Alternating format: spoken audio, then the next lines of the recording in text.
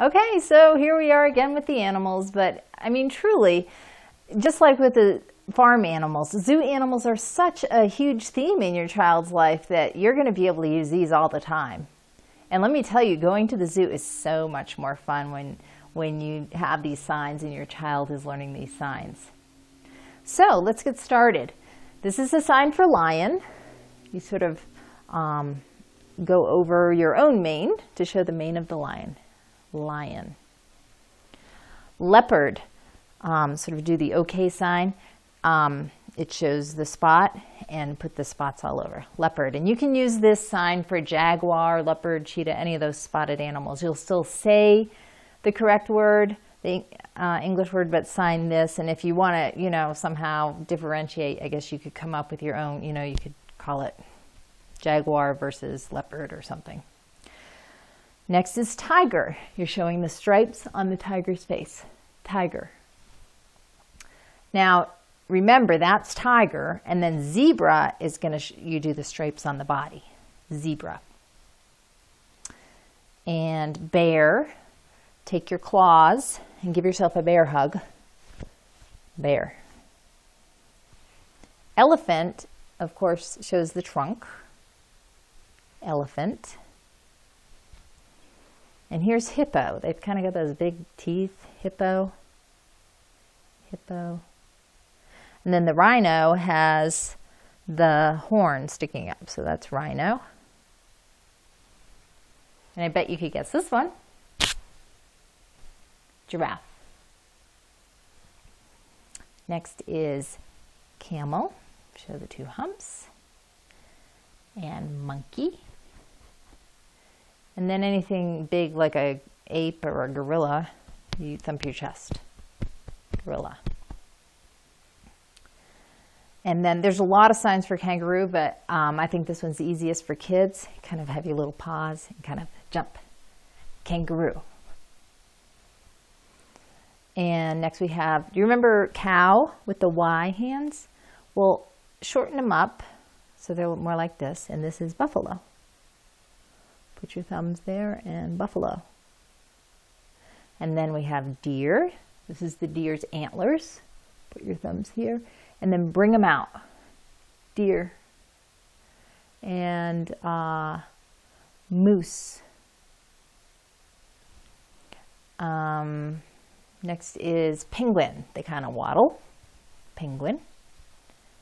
And this can be used for alligator or crocodile.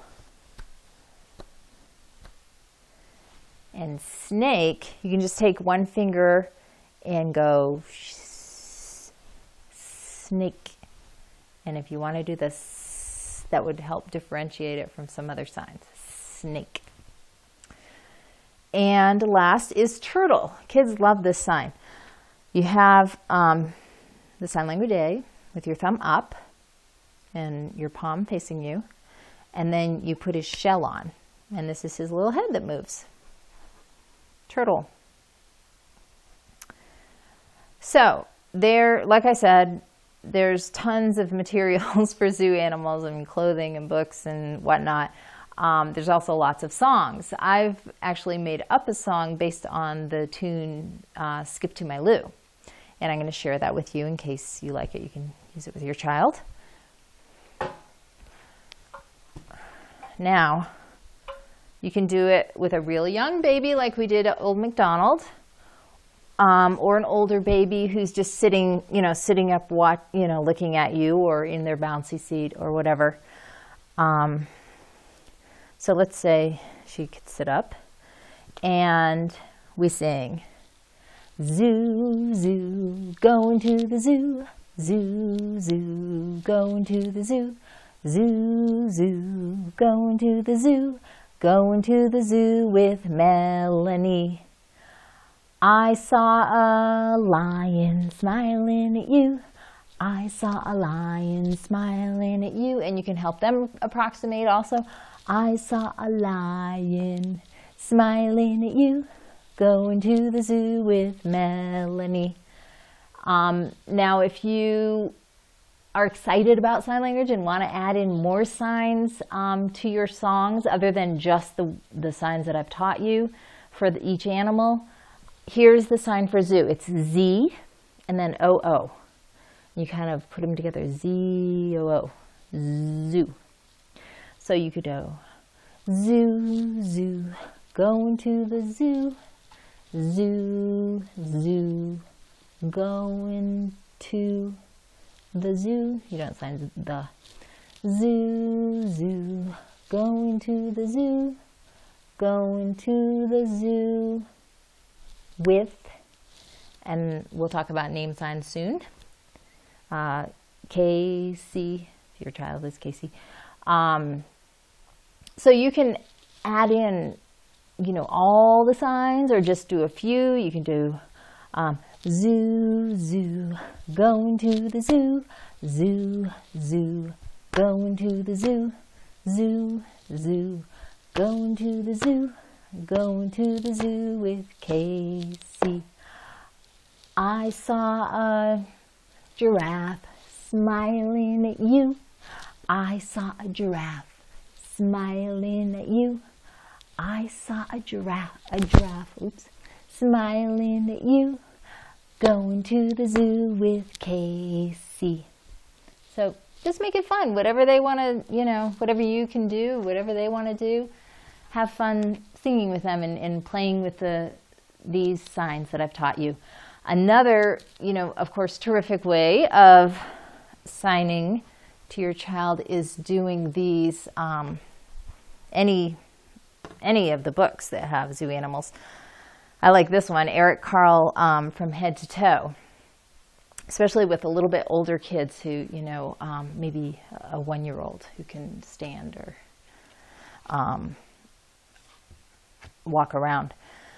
So, I am a penguin and I turn my head. Can you do it? And so you say, I am a penguin and I can turn my head. Can you do it? And then see if they can do it. You can even take their little head and turn it. Oh, you're a penguin. There's another page. I am a giraffe and I bend my neck. Can you do it? So I am a giraffe and I can bend my neck. Can you do it? And then you could, you know, bend their neck or they'll do it themselves. And you know, before you know it, your kid is going to be getting out this book and just without you even in the room, looking at it and just looking at the pictures and doing the signs and doing the gestures, and it is so cool. Another one, now that you know the sign monkey, is 5 little monkeys jumping on the bed. This is very fun. And another book that your child will soon be reading on their own, just using signs. So, you know, every time they have the word monkey, you just sign monkey. And you could even, you know, so when it gets to the 5 little monkeys, and we'll learn some of these signs, but like brush their teeth is an easy, brush their teeth, and then they get ready for bed. And okay, so 5 little monkeys jumping on the bed, and here's their little feet and they're jumping on the bed. Or you could do 5 little monkeys jumping on the bed. One fell off and bumped his head. And then just, you know, whatever signs you know. Mama, you know, have we learned that yet? Anyhow, Mama called the doctor and the doctor said, no more monkeys jumping on the bed. Just try to incorporate any signs or gestures that you know, and over time we're going to learn more and more signs, and pretty soon you'll be able to sign the entire book, and your child as well. One more example is when you're reading to your child. They could be just sitting on the floor in front of you, or in a bouncy seat, or whatever. Let's say she can sit up.